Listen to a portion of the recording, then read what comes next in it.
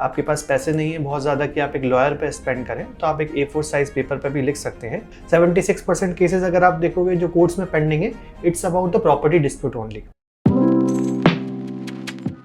सो विवेक, recently ना मैं एक फैमिली गैदरिंग में गया था, तो वहाँ पे मेरे बहुत एक क्लोज रिलेटिव्स थे। तो वो लोग विल राइटिंग और अपना एस्टेट प्लानिंग के बारे में बहुत बात कर रहे थे।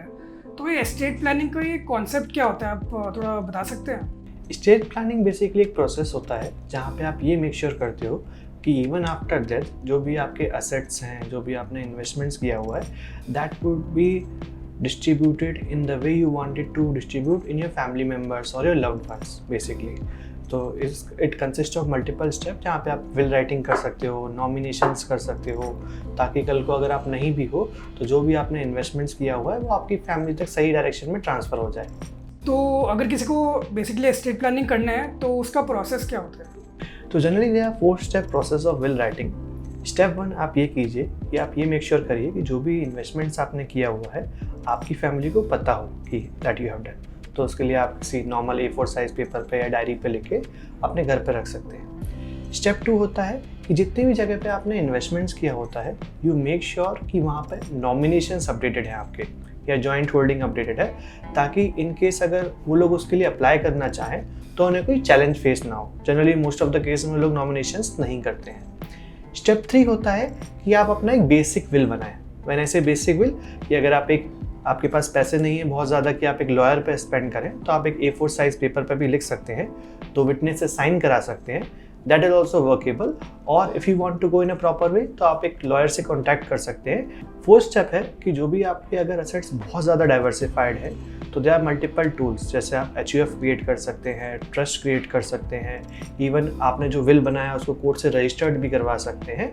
That is up to you, but at least आपको बेसिक 3 स्टेप्स तो फॉलो ही करने चाहिए हर केस में। सो ये एस्टेट प्लानिंग जो है ये किसे करना चाहिए? So there is a myth कि एस्टेट प्लानिंग सिर्फ उन्हीं लोगों को करनी चाहिए which are rich, which are old age, but that's not true. आजकल हम लोग एक टेक सेवी जनरेशन में हैं जहाँ पर मोस्ट ऑफ द इन्वेस्टमेंट्स हम लोग करते हैं ऐप से करते हैं, हमारे बैंक अकाउंट ऐप्स पे हैं, हम सारा चीज़ें ऐप्स पे कर रहे हैं। तो my family should know what I have done for them. तो इसीलिए अगर कोई बंदा यंग भी है, they can follow this 3 basic steps और अपना एक स्टेट प्लानिंग कर सकते हैं। And if somebody is not that much rich, but अगर उनके कोई इंश्योरेंस पॉलिसीज़ हैं या कोई भी इन्वेस्टमेंट्स हैं, प्रॉपर्टीज़ हैं, तो they need to make sure कि जो उनके लव्ड वन है उनके पास वो ट्रांसफ़र हो। So that's why state planning is important for everyone. The level could be different but it is important. अच्छा, और अगर ये सिनेरियो हुआ कि किसी की डेथ हो गई एंड उसने एस्टेट प्लानिंग भी नहीं करी या विल भी नहीं लिखी, तो क्या होगा?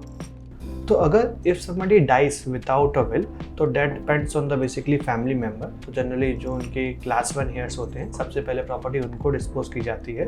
But there are 3-4 things which have a impact on if somebody dies और विदाउट अ विल। पहला, आपके जो भी रीजनल सक्सेशन लॉस होते हैं वो इम्प्लीमेंट हो जाते हैं कि उसके बेसिस पे आपकी असेट्स डिस्ट्रीब्यूट होती हैं। Second, there could be some monetary loss as well, क्योंकि अगर विल है तो चीज़ें प्रोसेस आसानी से हो जाती हैं, but will it's not there, आपको कोर्ट के कई सारे चक्कर लगाने पड़ेंगे जिसमें आपका काफ़ी सारा टाइम, काफ़ी सारा मनी जाएगा। थर्ड रहता है फैमिली डिस्प्यूट्स, कि अगर आप विल या स्टेट प्लानिंग कर लेते हो तो आपकी फैमिली को पता होता है कि आपकी रज़ा क्या थी या what you want, but if you die without them they don't know. So there 76% cases अगर आप देखोगे जो कोर्ट्स में पेंडिंग है, it's about the property dispute only.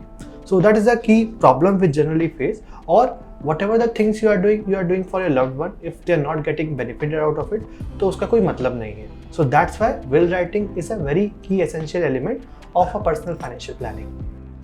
So अगर आपको वीडियो अच्छा लगा तो आप सब्सक्राइब करिएगा एंड अपने फ्रेंड्स एंड फैमिली के साथ ज़रूर शेयर करिएगा। एंड अगर आपको अपनी एस्टेट प्लानिंग करवानी है तो ये नंबर है, आप इस पर कॉल कर सकते हो, हमारे एडवाइजर्स डेफिनेटली आपकी हेल्प करेंगे। एंड अगर आपको और फाइनेंस रिलेटेड वीडियोज़ देखने हैं तो ये है प्लेलिस्ट।